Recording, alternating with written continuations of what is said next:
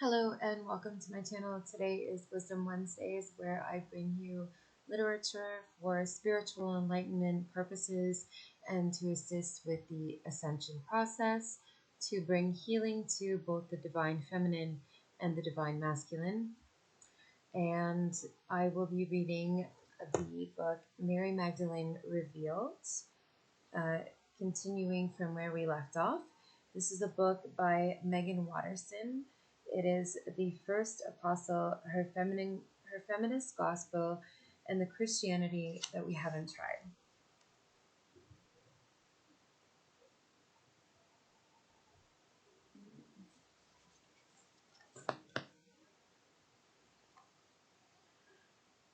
Why I could kiss a Copt. I am the first and the last. I am she who is honored and she who is scorned. I am the whore and the holy woman. I am the wife and the virgin. I am the bride and the bridegroom. I am she, the Lord. The thunder, perfect mind. Chapter 1, verse 5 to 10. The earliest evidence of the lost gospel of Mary Magdalene was discovered in January 1896 at an antiquities market in Cairo by a German scholar named Karl Reinhardt. It was written in Coptic on ancient papyrus. Coptic is an Egyptian language that is still used by Egyptian Christians called Copts. It was placed in the Egyptian Museum in Berlin with the official title and catalog number of Codex Berlinen. I'm so sorry. Berlinensis. I'm so pronounced that wrong. 8502, which is a mouthful. There you go. Confirmation. So scholars refer to it as the Berlin Codex. There we go. Egyptologist Carl Schmidt set about creating a German translation of the Gospel, except for the missing pages. The text was in good condition, and since Coptic script was used almost exclusively by Copts, Schmidt concluded that their communities in Egypt were the ones to translate, preserve, and perhaps even to save the Gospel of Mary from complete erasure. The publication of Schmidt's translation of the Gospel of Mary was ready to go to printing press in Leipzig in 1912, but just as the printer was nearing completion, a water pipe burst and destroyed the entire first edition. Schmidt tried to salvage the mess, but was interrupted by World War I. And then before he could return to Leipzig to resurrect the project, he died in 1938. He bequeathed the project to another scholar by the name of Walter Till.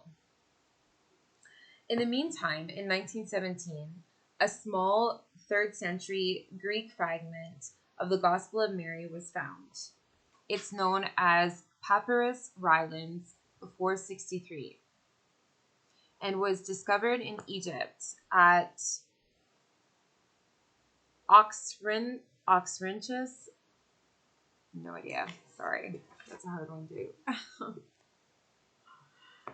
This version added clearer confirmation to passages of the Berlin Codex and also additional evidence about the Gospel's early date. Walter Till incorporated the new information into his translation of the Gospel of Mary. It was ready to go to print in 1943, but by this time, World War II made the publication of Mary's Gospel again impossible. And then Till gave up his attempts altogether. Sounds a lot like spiritual warfare, like big time. Sabotage. Someone didn't want it printed. When the war was over, there had been a discovery in a village called Nag Hammadi in Egypt of a large amount of early Christian scripture. For example, the Gospel of Thomas, the Gospel of Philip, and this powerful and poetic piece of scripture called The Thunder, the Perfect Mind, among many others. No copies of the Gospel of Mary were found among the preserved texts at Nag Hammadi. However, the two texts that were found within the Berlin Codex, rolled up with the Gospel of Mary, appeared among the mass findings of manuscripts. The Apocryphon of John and the Sophia of Jesus Christ. These texts discovered at Nag Hammadi were collectively referred to as the Gnostic Gospels because they focus on gnosis, which is a Greek term meaning self-knowledge, or more specifically, the knowledge that comes from direct experience. The label Gnostic, though, created a misperception around these early Christian texts, and Mary's Gospel got thrown into the confusion. So let's be clear. There is no such thing as Gnosticism. There wasn't a cult of organized Gnostics. These ancient texts define. These texts, including the Gospel of Mary, are evidence of the various forms of Christianities that existed before the 4th century when the current form of the Bible was codified. I know I just made Christianity plural there, but this is what these ancient texts prove. There were many threads of Christianity in the wake of Christ. And one of those threads, let's call it a red one, believed women were as worthy as men to teach and lead the church. But this wasn't obviously the thread that won out. Here's a curious sympathy or synchronicity. Supposedly, these texts found at Nag Hammadi were smuggled from out of Egypt and sequestered for a while in the manuscript collection of the Swiss psychiatrist Carl Jung. Oh, fascinating. Yes, this is fascinating, to me at least, because Jung believed that the church would die without the mother, and that the feminine had been submerged in our collective unconscious. He also wrote the Red Book, which is essentially his efforts to connect directly to his soul. The commonality between all of these early Christian sacred texts found buried in Egypt is that they spoke of this hidden, more human and feminine side of Christ, of Mary Magdalene's importance, and of salvation as an inward act of personal transformation. The Nag Hammadi findings were at least released to a panel of international scholars to begin to assess their import and contribution to understanding the beliefs of some of the earliest Christians. So although Mary's Gospel was found in 1896, the first print edition of her Gospel wasn't published until 1955. Mary's Gospel is the only Gospel written in the name of a woman. A third and potentially final version of the Gospel of Mary has been found, also in Greek, and also at Oxyrhynchus,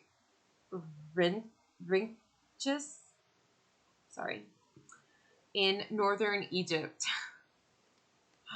This is a very significant discovery, as author, scholar, and Harvard Divinity professor Dr. Karen King explains in her translation of Mary's Gospel. Because it is unusual for several copies from such early dates to have survived, the attestation of the Gospel of Mary as an early Christian work is unusually strong.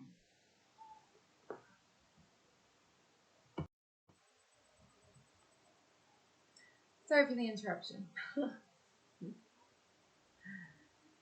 My little buddy is joining us.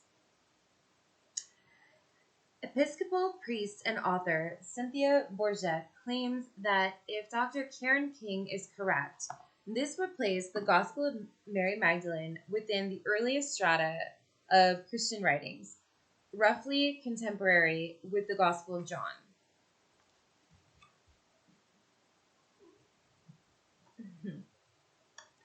This arduous and somewhat calamitous process of Mary's Gospel finally making its way into press feels significant to me.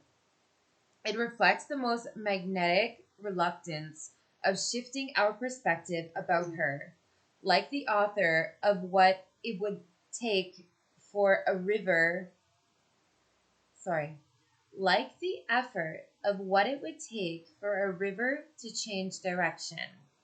And for me, it reflects the process of what it has taken for me personally to share my truth about who she is and the truth about how her gospel has impacted my life.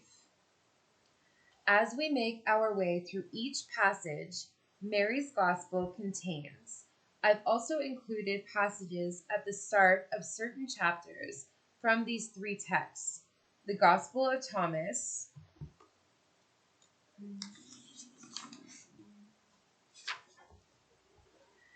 the Gospel of Philip, and the Thunder of the Perfect Mind, because they help to contextualize Mary's gospel.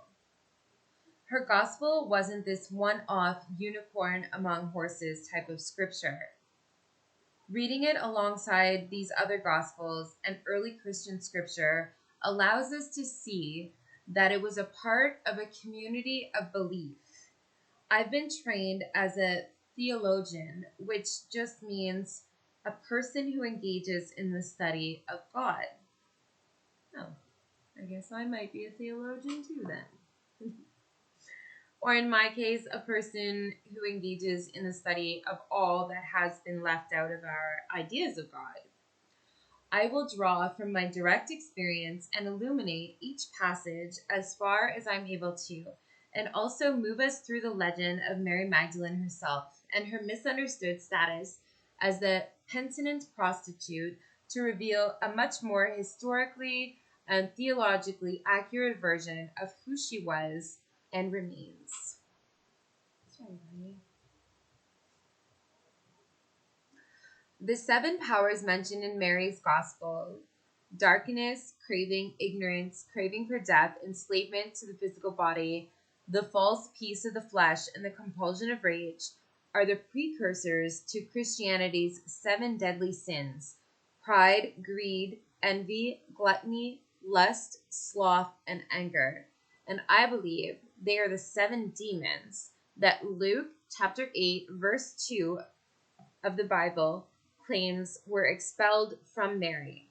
With him went the 12, as well as some women who had been healed of wicked spirits and of infirmities. They were Mary, known as Mary of Magdala, from whom seven demons had been expelled. The emphasis of that passage is traditionally on the fact that Mary had to be healed of those seven demons. But I like to focus on the fact that Mary was the first to be listed among the women who had been healed and then walked with Christ. These are the same seven powers or demons that Pope Gregory in the 6th century proclaimed during his homily 33 proved her sinfulness. For me, rather than proving how far she fell, I see the seven demons as proof of how much she overcame. It feels potent maybe, to make a small yet conscious effort towards reparation, to repair our idea of Mary Magdalene. I'm going to move through the seven powers she teaches about in her gospel and give my version of a homily or a sermon. And by sermon, I don't mean a formal or official one. They're more like love letters. I think that's a good place to stop for today. Thank you so much, and peace be with you.